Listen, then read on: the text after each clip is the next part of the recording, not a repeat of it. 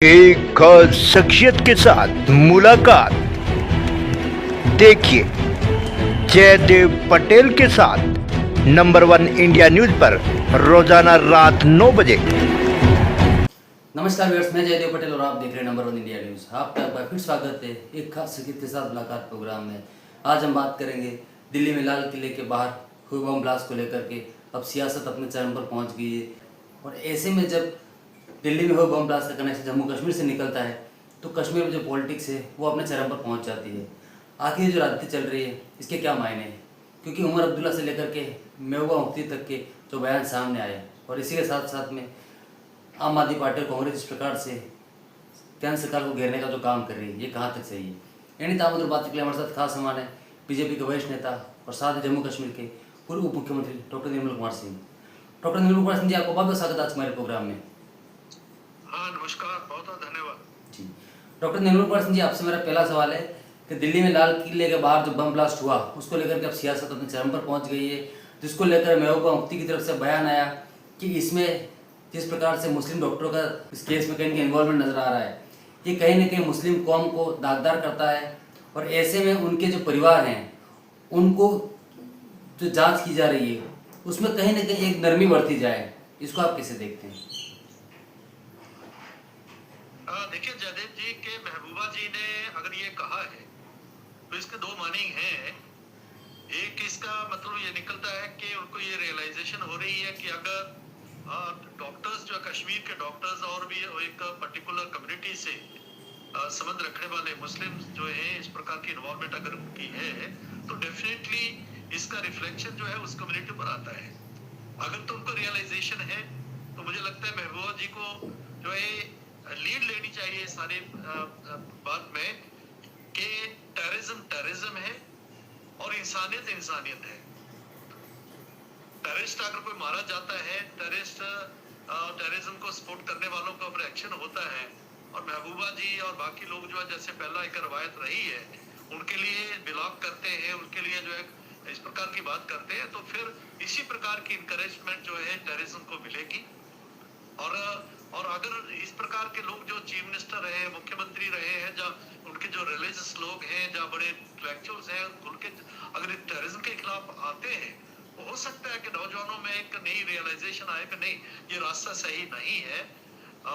तो रास्ता सही नहीं है तो इसलिए वो रीथिंक उनका करना जो है उस तरफ वो बढ़ सकते हैं। लेकिन है बहुत मुश्किल है जिस प्रकार की रेडिकलाइजेशन हो रही है और इसके पीछे जिस प्रकार का पूरी दुनिया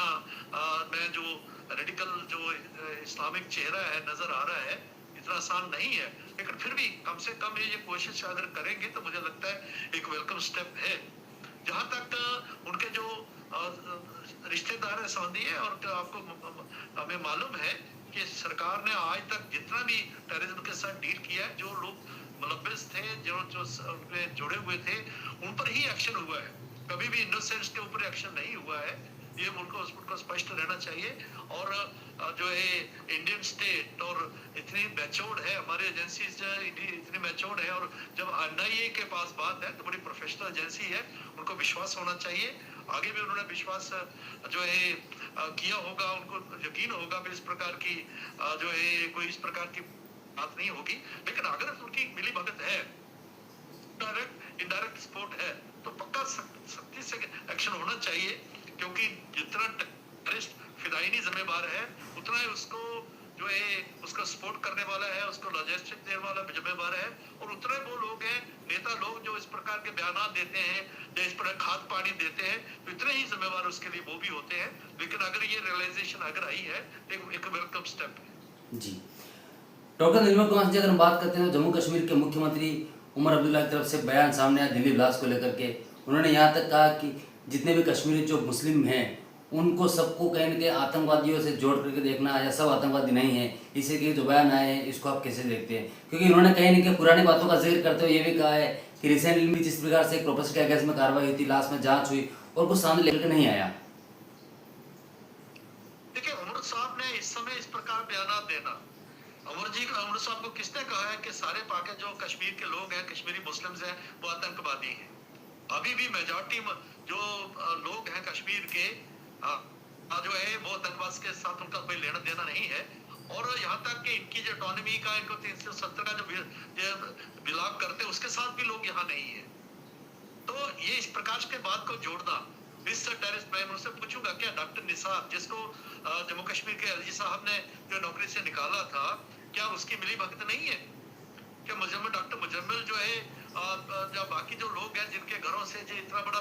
जो है वो निकला है एक्सप्लोजर जो है मटेरियल निकला है, बाकी निकले हैं और उनको वहाँ के घर के लोग बात कर रहे हैं कि हाँ इस प्रकार का हमें पता नहीं उनके जो है वो है, लेकिन बाद में वो मान रहे हैं कि हाँ इस प्रकार की गतिविधि यहाँ पर है, तो क्या उसको झुठला रहे हो? ये इस प्रकार की बात पर इस समय वक्त ये है कि जब 12 से ऊपर दर्जन से ऊपर जो है शहीद हुए हैं, लोग मारे गए इस ब्लास्ट में, और अगर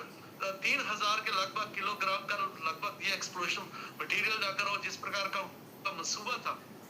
ये क्या है कि उसको जो है ऐसा करना कि हजारों की तादाद में लोगों को मारने का मंसूबा था, इस समय की इतना बड़ा षड्यंत्र हो और जिसके पीछे पाकिस्तान हो और तुर्की तक के तार जो है जुड़ते हो, उस समय इस प्रकार के बयान देना ये जो है बिल्कुल ये मैं कहता हूँ बहुत छोटी बात है। एक चीफ मिनिस्टर को इस प्रकार की बात नहीं कहनी चाहिए, उनको केंद्र सरकार के साथ खड़ा रहना चाहिए। वो जो परिवार हैं जिनके परिवार के लोग इसमें मारे गए हैं, शहीद हो गए हैं जो रेड फोर्ट ब्लास्ट में, उनके साथ खड़ा रहना चाहिए। इधर उधर की बातें करके इसको कंफ्यूजन में नहीं लाना चाहिए। जो है इस प्रकार की बात करते हुए उनको अभी वोट का जो है पोलिंग का भी समय नहीं है, उनको जानना चाहिए, लेकिन अपनी नालायकियों को जो है छुपाने के लिए जो उनकी सरकार कुछ नहीं कर रही है, यहाँ पर जो झूठे वायदे लोगों से किए थे उससे जो है अटेंशन डाइवर्ट करने के लिए इस प्रकार की बात अगर उमर साहब करते हैं तो जो उनको शोभा नहीं देता है। जी डॉक्टर निर्मल कुमार जी, अगर हम बात करते हैं तो दिल्ली ब्लास्ट के बाद में कहीं न कहीं अब सियासत